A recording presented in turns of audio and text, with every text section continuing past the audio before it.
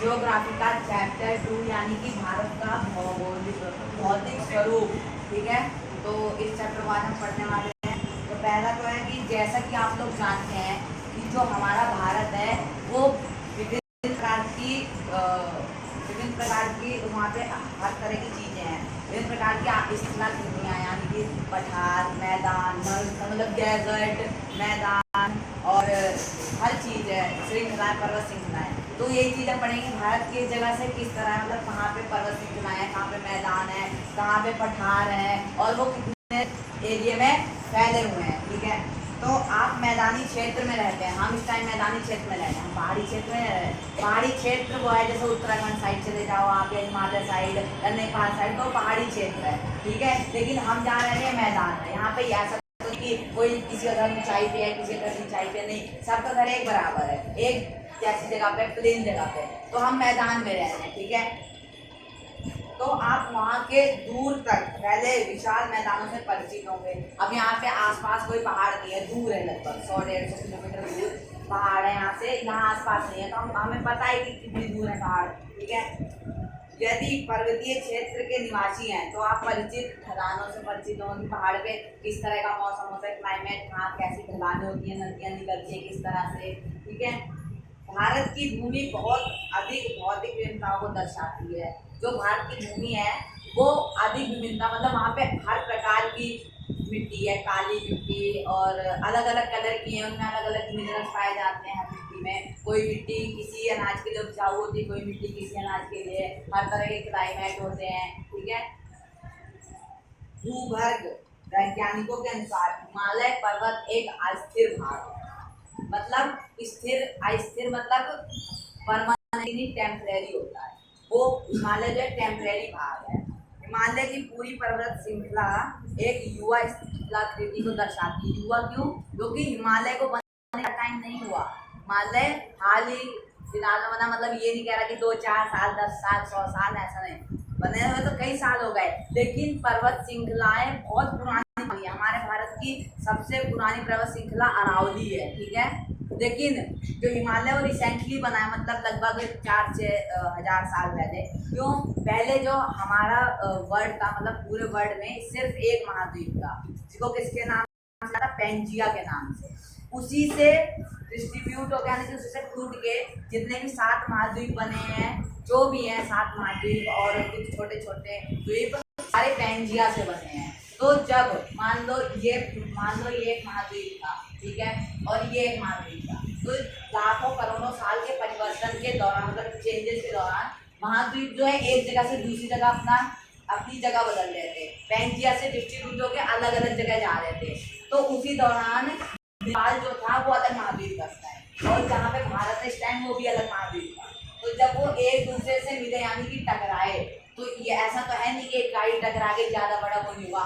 महाद्वीप में लाखों करोड़ों स्क्वायर किलोमीटर का एरिया है, तो जब टकराएंगे तो उसका असर भी तो बड़ा होगा। तो जब वो टकराए एक दूसरे से, मतलब जब मिले, तो उसके कारण हिमालय का निर्माण हुआ। हिमालय इसी कारण बना कि जब 2 महाद्वीप, यानी कि 2 महाद्वीप टकराए, जो कि अब आज के टाइम पे एशिया महाद्वीप बना है उनके, तो जब वो टकराए तो उसके कारण हिमालय का निर्माण हुआ।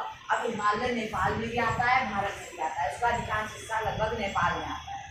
ठीक है, अब मुख्य भौगोलिक वितरण, भारत में क्या क्या मुख्य चीज़ें हैं। ठीक है, हिमालय पर्वत श्रृंखला मेन, अभी मैंने बताया कैसे बनी है वो। ठीक है, उत्तरी मैदान है, उत्तर की साइड मैदान है, प्लेन जगह है।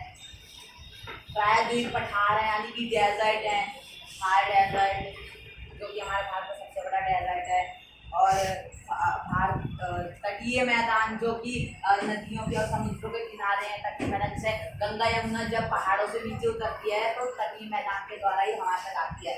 आपको पता है कि जो गंगा नदी है वो हरिद्वार से ही मैदान में आती है, उसके पहले वो पहाड़ों से आती है, लेकिन हरिद्वार से वो मैदान में उतरती है। इसीलिए हरिद्वार में जो गंगा का फ्लो होता है वो बहुत ज़्यादा हाई होता है। ठीक है, अभी आप हरिद्वार चले जाओ, कहीं और चले जाओ, गंगा मतलब थोड़ा आगे हरिद्वार से, तो वहाँ फ्लो कम हो, क्योंकि जब पहाड़ से वो पानी नीचे आएगा तो उसका फ्लो ज़्यादा होगा, धीरे धीरे कम हो जाएगा। मान लो एक रोड है, वो ऐसे है, समझो ऐसे करके ऐसे, आपने ब्रिज भी देखे होंगे कहीं। ठीक है, अब ऊपर से आप नीचे को आओगे तो आपकी स्पीड तेज होगी, किसी भी व्हीकल से आओगे और जब आगे जाके थोड़ा ऐसे रहोगे तो धीरे धीरे आपकी स्पीड कम हो जाएगी, आप नॉर्मल आएंगे। तो वैसी गंगा जब हरिद्वार उतरती है तो उसकी स्पीड तेज होती है और फिर धीरे धीरे आगे जाके स्लो हो जाती है उसकी स्पीड।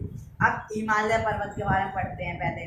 भारत की उत्तरी सीमा मतलब उत्तरी साइड है हिमालय पर्वत, नॉर्थ साइड, ठीक है, जहाँ पे नेपाल है और चीन भी उसी साइड है। सीमा पर विस्तृत हिमालय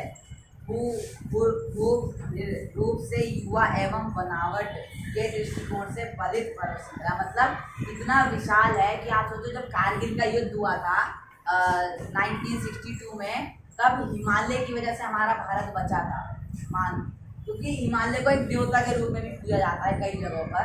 क्योंकि हिमालय नहीं होता तो शायद बहुत ज़्यादा क्षति हो जाती, मतलब बहुत ज़्यादा इफेक्ट पड़ता कारगिल युद्ध का। हिमालय क्या थे, चीन के सैनिक आ नहीं पाते थे, इतना ऊंचा पर्वत था, भाई इसको चढ़ने में कितना टाइम लगता, वहाँ पे माइनस में टेम्परेचर होता है, वहाँ पे सांस फूलने लगती है।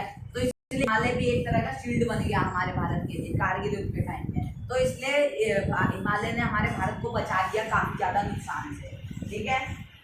हिमालय विश्व की सबसे ऊंची पर्वत श्रेणी है। ये विश्व की सबसे ऊंची चोटी है माउंट एवरेस्ट, जिसको कई लोगों ने पता किया है, ठीक है।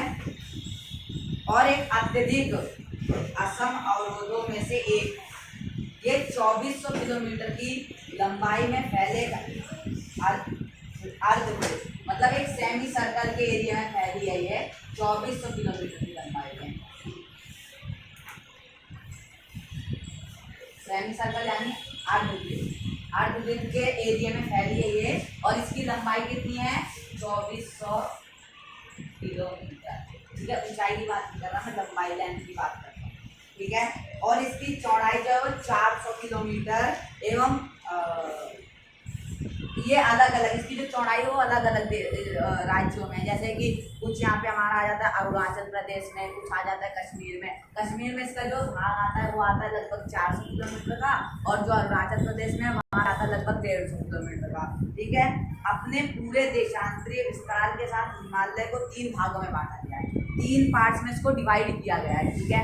अभी हम थोड़ा आगे पढ़ेंगे वो 3 पार्ट्स कौन से, ठीक है। अब यह सबसे अधिक सतत श्रृंखला है जिसमें 6000 मीटर की औसत ऊंचाई वाले सर्वाधिक ऊंचे शिखर हैं। मतलब यहाँ के जो शिखर है, मतलब यहाँ की जो चोटियाँ हैं सबसे ऊपर माउंट एवरेस्ट है जो भी, वो 6000 मीटर से भी ज़्यादा ऊंचे हैं, ठीक है। माउंट एवरेस्ट तो दुनिया का सबसे ऊंचा शिखर है, ठीक है, जिसकी ऊंचाई लगभग 8400 मीटर है, ठीक है, मतलब 8.5 किलोमीटर अप्रॉक्स मान लो। अब पहले तो मैं बता दूँ, पठार इंग्लिश में जो लोग पढ़ रहे हों उनको समझ आया, पठार बोलते हैं प्लेटिव,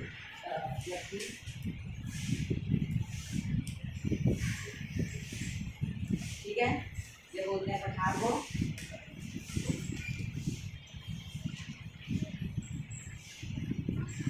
अब सही है। अब हम पढ़ेंगे कि हिमालय को किन किन भागों में बांटा गया है। 3 भाग मैंने बताया कि 3 भागों में बांटा गया है। अब हम पढ़ेंगे किन किन भागों में बांटा गया है। तो हिमाद्री, हिमालय और एक है शिवालिका, ठीक है, 3 नामों से इसको जाना जाता है, हिमाद्री, हिमालय और शिवालिका, ठीक है। हिमाद्री के दक्षिण में स्थित श्रृंखला सबसे अधिक असम एवं हिमाचल में आती है। अब जो हिमाद्री है उसके दक्षिण में जो स्थित श्रृंखला है वह सबसे अधिक कहाँ पे आती है, असम राज्य में, हमारे इंडिया का स्टेट है असम, उसमें आती है। हिमाचल या निम्न हिमालय के नाम से भी जानते हैं इसको लोग, ठीक है, हिमाचल के नाम से भी जानते हैं, हिमालय के नाम से भी जानते हैं। इसकी ऊंचाई जो है लगभग 3700 मीटर है, कितनी है 3700 मीटर, ठीक है। और ये मतलब इसकी अप्रॉक्स ऊंचाई कितनी है 4500 मीटर, मतलब कितनी है, इससे लेकर यहाँ तक की ऊंचाई है इसके जो शिखर है उनकी, ठीक है। अब चौड़ाई जो है ये 50 किलोमीटर के एरिया में फैला हुआ है, 50 किलोमीटर की चौड़ाई है। और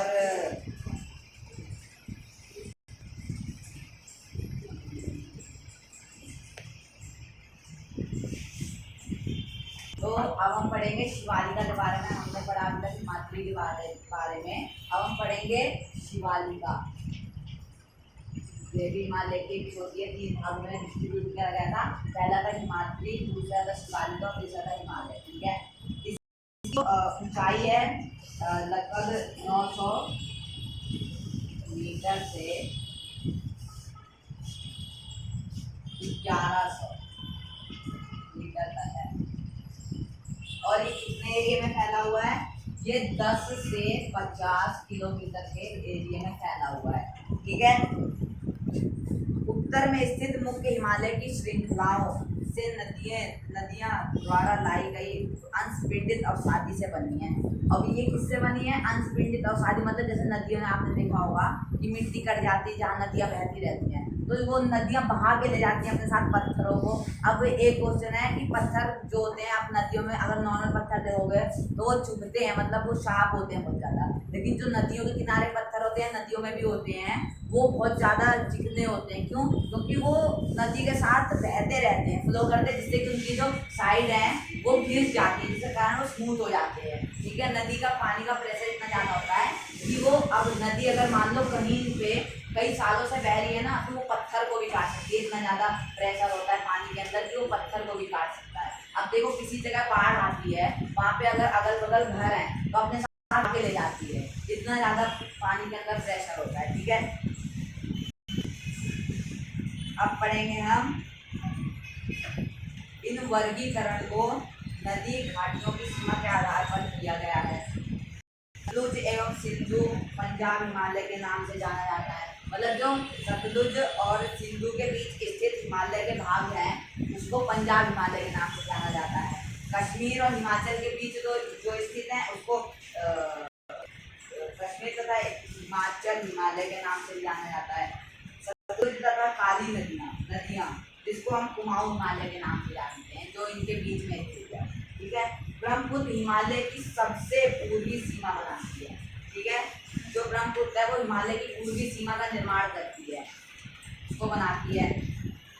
अब है दोआब, इसमें पढ़ते हैं एक क्वेश्चन क्या सकता है कि दोआब क्या है। तो दोआब का मतलब होता है दो नदियों के बीच का भाग। इसका अर्थ अगर हम इसको सेपरेट करें तो 2 प्लस आब, मतलब कि 2 नदियों के बीच का भाग। मान लो ये एक नदी फ्लो हो रही है, ठीक है, ये दूसरी नदी भी जा रही है, ठीक है, उसके बीच में ये ऐसे बना हुआ है, ये मिट्टी है, इसमें नदी नहीं बह रही, जिसको हम क्या कहेंगे? दोआब। इसके बीच में जगह है और साइड साइड से नदियाँ जा रही हैं। ठीक है, अब नेक्स्ट क्या? उत्तरी मैदान 3 प्रमुख।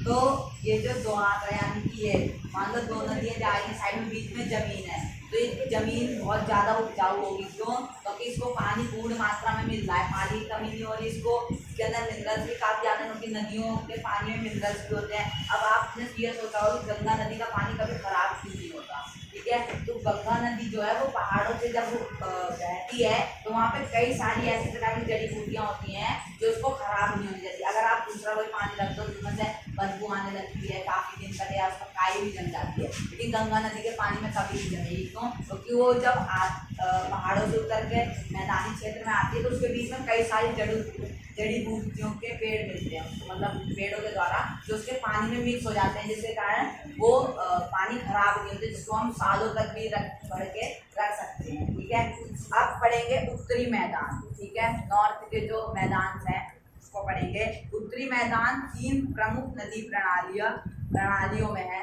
सिंधु, गंगा एवं इसकी ब्रह्मपुत्र जो है, ब्रह्मपुत्र और उसकी सहायक नदियाँ। ब्रह्मपुत्र और ब्रह्मपुत्र से निकलने वाली छोटी मोटी नदियों में 3 तरह की नदियों में विभाजित है हमारा उत्तरी मैदान। ठीक है, जलोढ़ मृदा से बना है।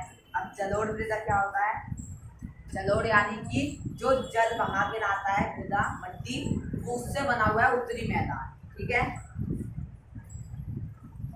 गिरिपाद में स्थित बहुत बड़े बेसिन में जलोढ़ का निक्षेप हुआ, जिससे इस उपजाऊ मैदान का निर्माण हुआ। ठीक है, इसका विस्तार 7 लाख वर्ग किलोमीटर में है। ठीक है, 7 lakh square 7 kilometre square area में है। ठीक है, तो हमारा उत्तरी मैदान है। ठीक है, यह मैदान लगभग 2400 किलोमीटर लंबा है और 240 से 320 किलोमीटर चौड़ा है। इसकी जो लेंथ है मैदान की, उत्तरी मैदान की 2400 किलोमीटर, और जो ब्रेथ है वो है हमारी 240 से 320 किलोमीटर, और जो एरिया है वो हमारा है 7 लाख किलोमीटर स्क्वायर। ठीक है, अब पढ़ेंगे उत्तरी मैदान को मोटे तौर पर 3 उपवर्गों में विभाजित किया गया है। उत्तरी मैदान के पश्चिम भाग को पंजाब का मैदान कहा जाता है। ठीक है, सिंधु तथा इसकी सहायक नदियों के द्वारा बनाए गए इस मैदान का बहुत बड़ा भाग पाकिस्तान में स्थित है। ठीक है, सिंधु नदी पाकिस्तान में जाती है, पानी का एक मुख्य स्रोत है सिंधु नदी पाकिस्तान। हम चाहे तो रोक सकते हैं, लेकिन हम क्यों रोके भाई, नेचर ने बनाया है। ठीक है, तो सिंधु नदी का जो बड़ा भाग है वो पाकिस्तान में जाता है। इसमें लिखा हुआ है गंगा के मैदान का विस्तार घग्गर तथा तिस्ता नदियों के बीच है। यह उत्तरी भाग के राज्यों हरियाणा, दिल्ली, उत्तर प्रदेश, बिहार, झारखंड, नोट कर लो कि जो गंगा नदी है वो कहाँ कहाँ से बहती है। तो गंगा नदी जो फ्लो होती है वो होती है हमारे हरियाणा,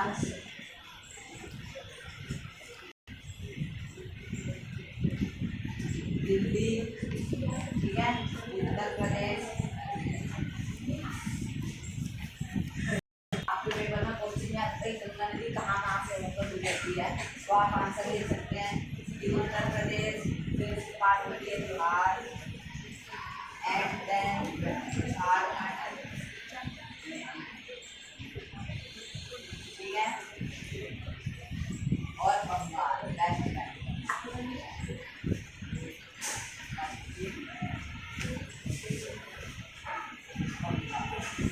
ठीक है, कहाँ कहाँ से होकर गुजरती है, हरियाणा, दिल्ली, उत्तर प्रदेश, बिहार, झारखंड और पश्चिम बंगाल। ठीक है, उत्तरी मैदान की व्याख्या समानता, इसके उपजाऊ में बिना किसी विविधता वाले समतल स्थल के रूप में की जाती है। उत्तरी मैदान क्या है, मैंने आपको बताया था, मैदान वो होते हैं जो समतल होते हैं, प्लेन, वहाँ पे कोई पर्वत श्रृंखला नहीं होती और पहाड़ नहीं होते, एकदम प्लेन होते हैं, तो उनको कहते हैं मैदान। आप पेपर ना सकता है कि उत्तरी मैदान की व्याख्या कीजिए, तो आप ये भी लिख सकते हैं कि उत्तरी मैदान की व्याख्या निम्न है, इसके उपजावजों में बिना किसी विविधता वाले समतल स्थल के रूप में की जाती है। मतलब ना इसमें कोई पहाड़ है ना कोई पर्वत श्रृंखला है, ये एकदम प्लेन है।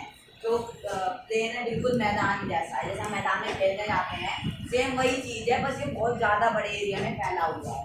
ठीक है, आकृति भिन्नता के आधार पर उत्तरी मैदानों को 4 भागों में विभाजित किया जा सकता है।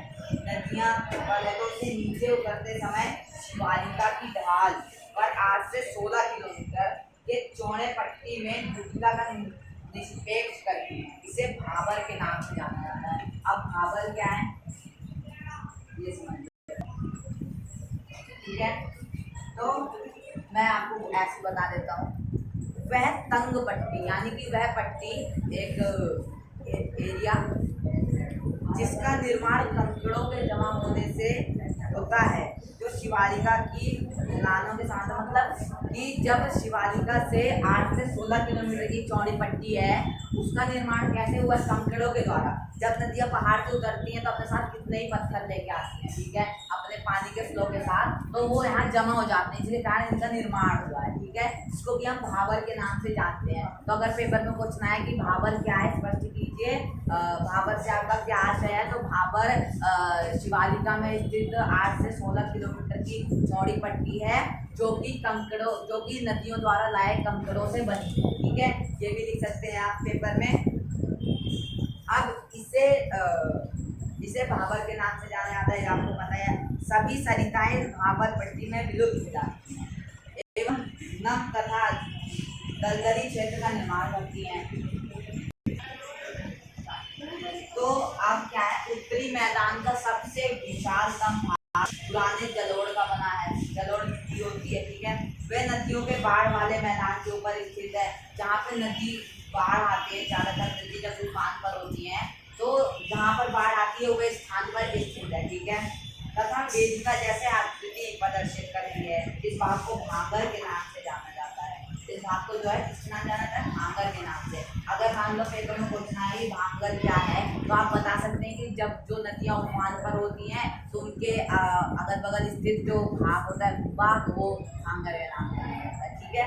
अब प्रायद्वीप पठार, ठीक है, प्रायद्वीप पठार क्या होता है? गंगा यमुना के दक्षिण में स्थित उभरता हुआ विशाल भूखंड। यानी कि पठार क्या होता है, मान लो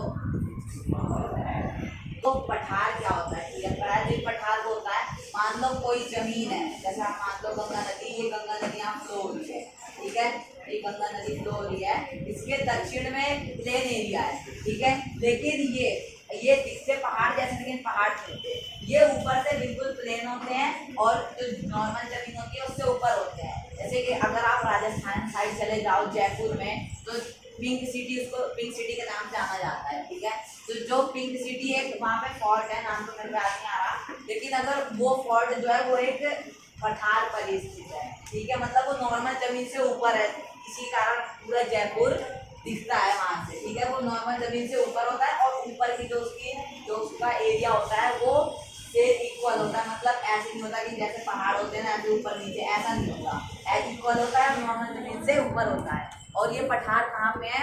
गंगा यमुना के दक्षिण में है, दक्षिण साइड है। ठीक है, साउथ की साइड है। अब हम पढ़ेंगे प्रायद्वीप पठार एक मेज की आकृति के होते हैं, टेबल जैसे होते हैं। अब ऐसे तो आप देख चुके हैं, अब अगर मैं इसको ऐसे बनाऊं, मतलब ऊपर की साइड से दिखाऊं, तो इस तरह होते हैं। ये जो एरिया है ये इस तरह होता है, मेज के आकार का, जो कि बिल्कुल प्लेन होता है। ठीक है, इस पठार भाग में चौड़ी तथा छिछली छाटियां एवं गोलाकार पहाड़ियां होती हैं। ठीक है, गोलाकार पहाड़ी होती है, तो ये राउंड सर्कल की होती है। ठीक है, दो मुख्य, अब हमारे देश के दो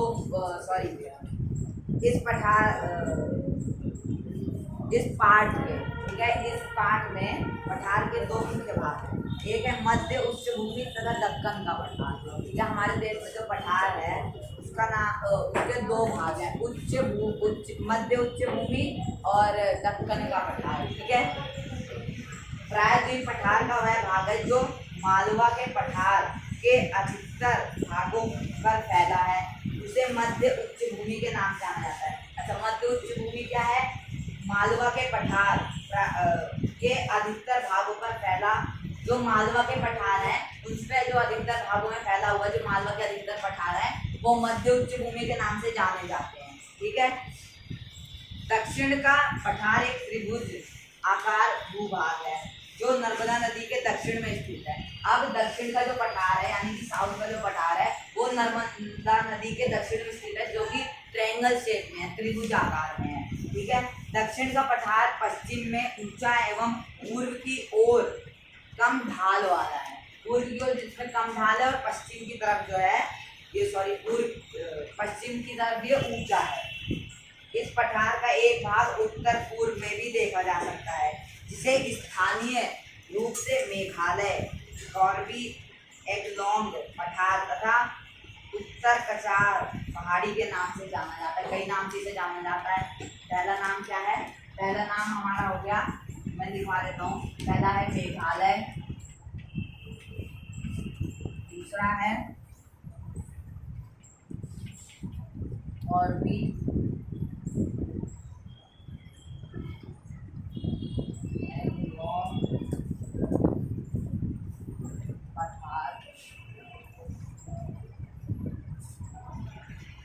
और तीसरा है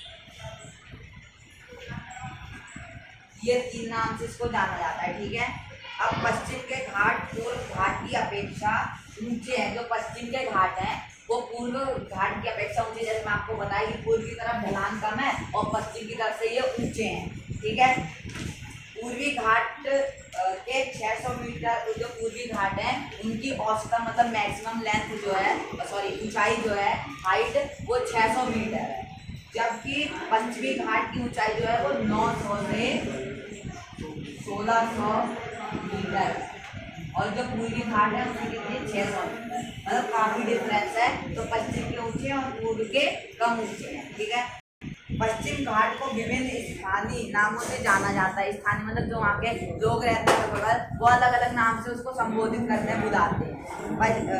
पश्चिम घाट की ऊंचाई उत्तर से दक्षिण की ओर बढ़ती जाती है। अगर हम उत्तर से मतलब नॉर्थ से साउथ की ओर जाएंगे तो इसकी जो ऊंचाई वो बढ़ती जाएगी, मतलब एक ढलान की तरह। मान लो ये नॉर्थ है और ये साउथ है, तो ये अगर हम नॉर्थ से साउथ की ओर जाएंगे तो इसकी जो ऊंचाई है वो बढ़ती जाएगी, ठीक है।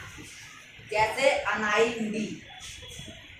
2695 मीटर तथा डोडा बेटा, तो दो एग्जाम्पल है इसके। पहला क्या है, अनाई, ठीक है। अनाई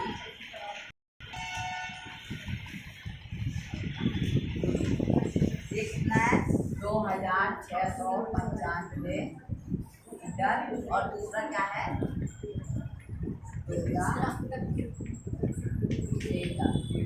ऊंचाई कितनी है, 2635। अब पूर्वी घाट का सबसे ऊंचा शिखर महेंद्रगिरी है। आपकी बुक में पीछे भी एक क्वेश्चन है कि पूर्वी घाट का सबसे ऊंचा, एमसीक्यू में, पूर्वी घाट का सबसे ऊंचा शिखर कौन सा है, तो वो है महेंद्रगिरी, ठीक है।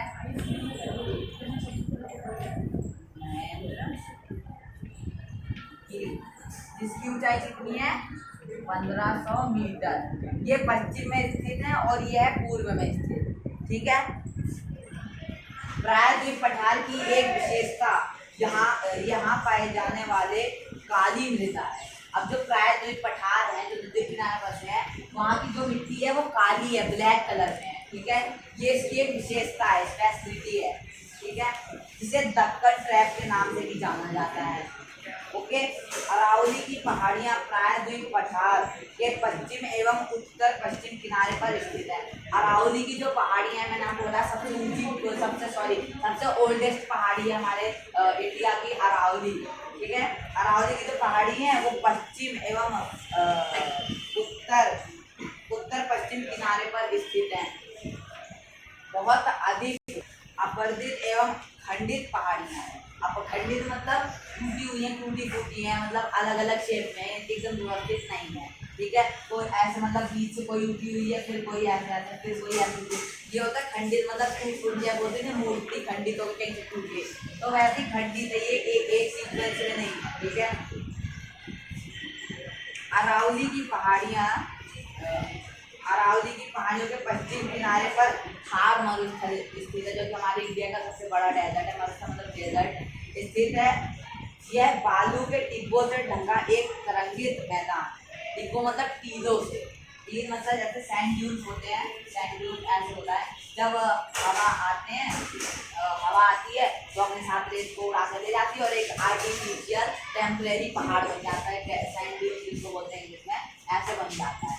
और ये रेत के होते हैं या हवा के वजह से बनते रहते हैं, टेम्परेरी होते हैं।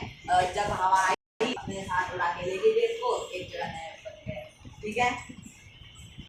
लूनी इस क्षेत्र की सबसे बड़ी नदी है।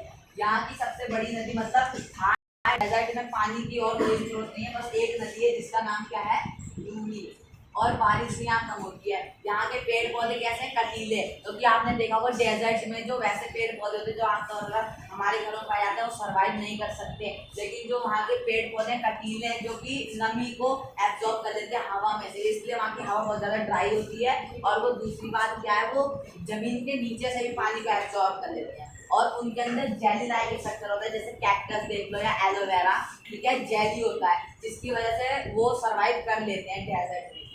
और बाकी अगर हम दूसरे पेड़ पौधे लगाते हैं तो सर्वाइव नहीं कर सकते, ठीक है। अब तटीय मैदान के बारे में पढ़ते हैं, जो नदियों के किनारे मैदान है। तो पहली बात तो बहुत ज़्यादा उपजाऊ होते हैं। मान लो गंगा, एक नदी बह रही है, उसके बगल किसी का खेत है, अच्छी फसल होगी, उसको पानी की कमी नहीं होगी, डालने की जरूरत नहीं पड़ेगी, नदी से ऑटोमेटिक मिट्टी पानी एब्जॉर्ब करती रहती है, ठीक है। प्रायद्वीप पठार के किनारे संकीर्ण तटीय पट्टियों का विस्तार है। पश्चिम में अरब सागर से लेकर पूर्व में बंगाल की खाड़ी तक विस्तृत है।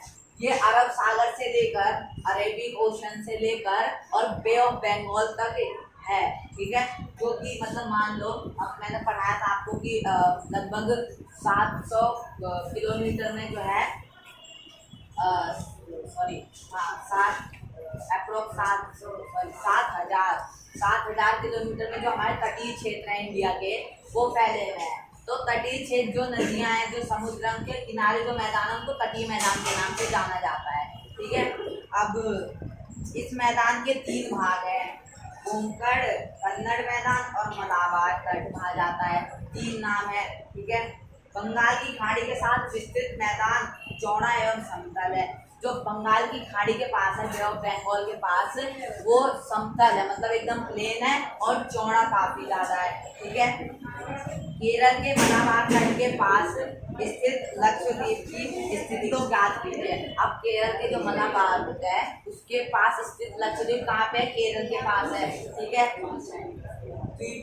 द्वीपों का यह समूह छोटे प्रवाल द्वीप बना, मतलब ये छोटे छोटे द्वीपों को मिलाकर बनाए जिसको कि लक्षद्वीप। अब इसको पहले किसी और नाम से जाना जाता था, इसको पहले लक्षद्वीप, मिनिकॉय तथा एमिन द्वीप के नाम से जाना जाता था, लेकिन सरकार ने इसका ऑफिशियल नाम रख दिया 1973 में लक्षद्वीप, ठीक है। इंडियन सरकार, जो कि इंडियन सरकार के अंदर आता है, यूनियन टेरिटरी में, ठीक है।